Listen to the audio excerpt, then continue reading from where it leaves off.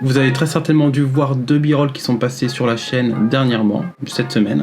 Pour la simple et bonne raison que nous allons aujourd'hui les débriefer. Je vais vous expliquer ma manière de shooter, comment je m'y prends, sachant que quand on part en vacances, on ne sait souvent pas trop ce qu'on va avoir. Donc j'espère que cet épisode va vous intéresser. On passe tout de suite au b-roll de Naples. C'est parti.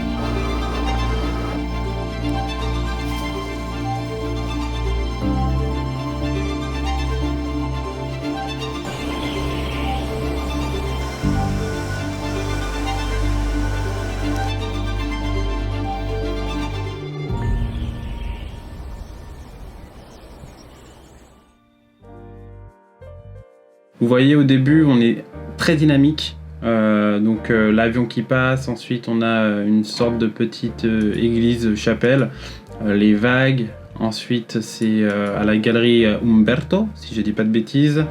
On a ensuite un passage d'Ulia, et ensuite un hyperlapse, et ensuite fond noir. Au tout départ, en fait, je voulais absolument faire quelque chose où, dès le début, j'attrape l'attention de l'audience. Et du coup, le meilleur moyen que j'ai trouvé, même quand la musique ne s'y prête pas, c'est tout simplement de faire jouer tout le sound design. J'ai repris le bruit tout simplement d'un avion, j'ai repris la cloche qu'on entend. Au tout départ, j'avais fait une première version d'intro qui me plaisait plus ou moins, mais qui était pas à la hauteur de ce que j'attendais. Juste pour vous débriefer donc de cette intro, il y a peut-être 2 vidéos dedans. Donc la vidéo de l'avion et la vidéo des vagues. Et autrement, c'est surtout du hyperlapse. Donc qu'est-ce que c'est que l'hyperlapse ? En fait, vous prenez une photo d'un endroit, imaginons de la Tour Eiffel, et vous allez avancer un pas, prendre une autre photo, avancer un autre pas, prendre une autre photo, etc. Même si ça prend beaucoup de temps, en fait, c'est visuellement super beau et c'est vrai. Et ça rend mieux que si vous avanciez en vidéo avec un gimbal ou un Steadicam ou autre. Après, donc le problème de l'hyperlapse, c'est que ça prend énormément de temps. Pour l'église ou la statue, mais c'était peut-être une quinzaine de minutes. Donc c'est pour ça en fait que vous voyez que l'intro elle est assez rapide. Ça m'arrange bien que ça s'appelle comme ça, que je l'ai appelé comme ça, un aperçu d'Italie, pour la simple et bonne raison que j'ai pas tourné tous les jours et constamment à chaque endroit où j'allais. Donc pour moi c'était juste une sorte d'échantillon que j'avais envie de faire, des moments les plus entre guillemets marquants, des moments que j'ai appréciés, etc. Quand j'étais dans la galerie du coup, je me suis dit que j'allais tout simplement tourner autour, étant donné que c'était en cercle, je trouvais ça marrant de tourner autour. En fait c'est un mouvement super basique, je sais. Si vous regardez juste après la sorte d'hyperlapse en vitesse lente que j'ai fait, pas vraiment un hyperlapse, j'ai juste shooté en rafale avec l'appareil, j'ai shooté en rafale tout en tournant et en mettant je pense que mon shutter il va être à un cinquième, un truc comme ça. Et en fait du coup ça vous donne un truc un peu loufoque. Si vous regardez bien du coup avec la galerie, le mouvement se prolonge. Et juste après, pareil avec Ulia, pareil, c'est juste que j'ai shooté en rafale et en fait je l'ai suivi. Moi, tout simplement, avec une vitesse basse et du coup ça donne un effet toujours un peu... je saurais pas trop comment le qualifier, mais avec le flou de mouvement, je trouve que ça rend pas mal. Et c'est un truc que moi, j'aime beaucoup faire et que je risque de faire et de vous montrer encore très prochainement. Et enfin, la dernière, ça c'est un hyperlapse. Donc voilà pour l'intro. Ensuite, on arrive sur l'écran noir et là, on redémarre avec la galerie Umberto. Je trouvais que l'arche était vraiment pour le coup plus jolie. Le fait de faire ce genre de mouvement...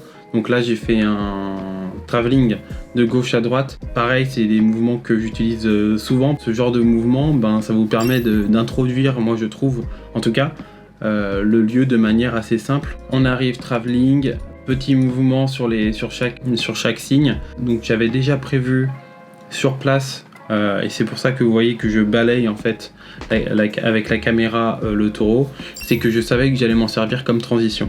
C'est un travelling arrière. Mais je trouvais que la statue, avec le fait qu'elle soit un peu endommagée, je trouvais que le fait de reculer comme ça donne toute une dimension plus dramatique, je trouve. Je sais pas ce que vous en pensez, hein. Vous savez, des fois, c'est subjectif, hein, mais en tout cas, pour ma part, c'est comme ça que je le voyais. Si ça s'appelle un aperçu d'Italie et pas un aperçu de Naples, dans cette vidéo, il y a du Naples, Ischia et Pompéi. Mais ça, pour le coup, juste après les ruines, ça a été tourné à Pompéi. Pompéi, la sorte d'espace là, pareil, assez grande. Pompéi, d'ailleurs, ils étaient bien, hein, ils se mettaient quand même bien, les mecs. Hein. Ils n'avaient pas un studio de 19 mètres carrés, c'est moi qui vous le dis. Et ensuite, on repart dans la ville. Cette vidéo, moi je l'ai plus vue comme, non pas comme une vidéo qui me permettrait d'avoir des souvenirs de comment ça se passe, comment c'était, etc. Mais vraiment plutôt comme quelque chose en mode, voilà, c'était un voyage, c'était une expérience et j'ai envie que les gens le voient comme ça. Autre plan où on voit les pylônes de côté avec toujours ce mouvement, hein, vous avez vu, de balayage. Je me sers des vagues, pareil, qu'on a vu en introduction, donc c'est pour dire qu'on arrive sur un autre moment de la vidéo. En fait, l'introduction, c'était plein de petits moments clés de la vidéo, on va dire. Et du coup, là, on y vient à la seconde partie. Ça, du coup, je m'en sers comme transition pour dire, on va sur une île. Sur l'île, il y a de la vie, il y a du petit chat qui court dans les feuilles. Ça se voit que le mouvement là, par exemple, avec le plan avec le chat qu'il est pas du tout maîtrisé. Dans toute la vidéo, de manière générale, il n'y a rien qui est préparé. En fait, je la voyais toucher des fleurs, etc. Et du coup, je dis, ah, tu veux pas refaire ce petit mouvement là que tu étais en train de faire? Et du coup, je crois que c'est le seul plan, c'est le seul plan où je lui ai demandé de faire quelque chose, et autrement, en fait, au bout d'un moment, elle avait l'habitude que je la suive avec la caméra, que je la filme, etc. Et par exemple, le plan de la serre, pareil, j'ai vite composé mon cadre, je savais qu'elle allait marcher dans l'allée comme ça, et voilà quoi. Dernier plan, c'est un de mes plans préférés, parce que j'adore la manière dont la lumière tombe sur les feuilles. Au niveau sonore, j'avais envie d'avoir un truc assez dramatique pour accompagner la musique. Il y a du sound design un peu partout. Donc à la fois au début, donc comme je disais dans l'intro, avec les bruits d'avion, la cloche. On passe au second b-roll. C'est parti.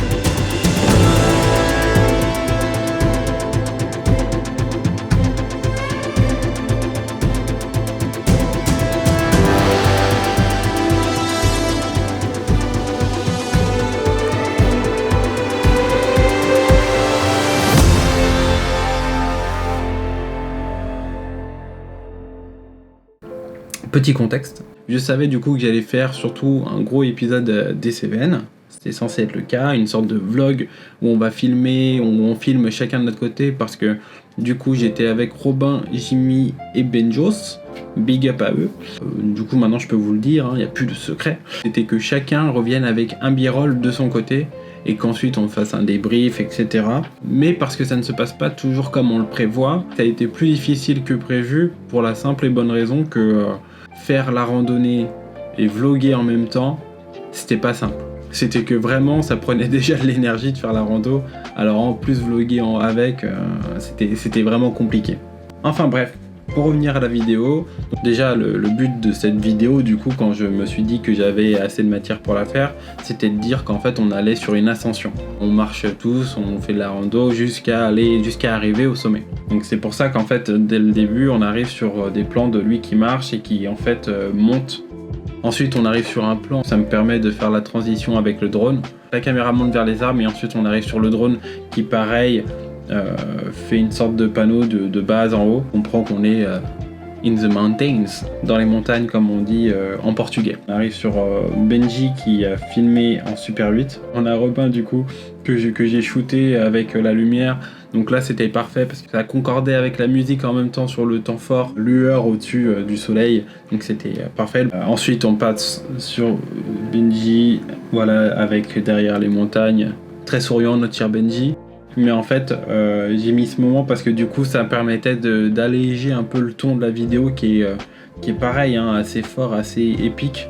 Et ensuite ça c'est un plan que j'ai pris du coup pendant qu'on était en voiture et en fait je le trouve super joli, que j'essaie très souvent de faire, c'est quand je vois qu'il y a un puits de lumière sur de la végétation ou autre, c'est toujours le bon truc à prendre. Et en plus de ça, vu qu'on voit un peu au loin un bourdon qui essaie de se poser, ça fait la transition avec le plan qui est juste après, avec la sorte de scarabée sur la fleur. Même si on sait que c'est pas du tout la même chose, la liaison en tout cas elle est assez crédible. Entre le début et la fin, je sais qu'il y a des plans que je vais caler pour essayer d'habiller, pour montrer en fait tout le décor dans lequel on était. Et c'est pour ça qu'on revient avec un plan panneau de drone, en fait sur cette vallée violette, que l'on va retrouver ensuite à pas mal de reprises, avec Robin sur son caillou en train de regarder au loin. Bon, j'avoue que ce plan-là, je sais pas trop pourquoi je l'ai mis. Je pense que je l'ai mis plus pour la blague parce que voilà, c'est les copains. Faut pas hésiter d'ailleurs sur vos vidéos de vacances à mettre un peu de peps. Le dernier plan avec tout simplement nous qui font coucou à la caméra pour dire qu'on a atteint le sommet. Je préfère celui de Naples à celui-ci. Là, il y a une histoire un peu plus concrète. Mon cœur balance quand même plus vers celui de Naples. Je ne saurais dire pourquoi, je pense qu'au niveau du ton, des images, etc., c'était peut-être un peu plus réussi de ma part, mais en même temps, comme je vous disais, c'était pas la même volonté au départ, étant donné que là, normalement, j'étais plus sur des plans de vlog, et on le voit, hein, il y a pas mal de plans qui sont un peu plus, qui tremblent un peu plus, etc. Il faut dire aussi que dans les Cévennes, j'expérimentais pas mal du coup avec la 4K25, qui est un format sur lequel je shootais très peu, vraiment très peu auparavant. Si j'avais quelques petits tips à vous donner là comme ça, ce serait justement, écoutez-moi bien, si vous devez filmer un b-roll de vos vacances ou une vidéo de vos vacances demain, essayez d'avoir un œil partout, soyez prêt à dégainer, capturer du mouvement de la vie, et le 60 fps peut vous sauver la vie. Et le cinquième que je rajouterais aussi, c'est, même s'il n'y a pas vraiment de fil rouge principal dans vos vacances, vous n'allez pas faire l'ascension du Mont d'Or ou autre, n'hésitez pas à créer votre propre storytelling. N'hésitez pas à faire des b-rolls, c'est trop génial, et en plus de ça, ça vous permet de vous entraîner en vidéo et c'est trop cool. Si d'ailleurs vous avez des questions, n'hésitez pas, je vous répondrai dans les commentaires comme habituellement. Abonnez-vous, ça arrive très très vite. Ciao!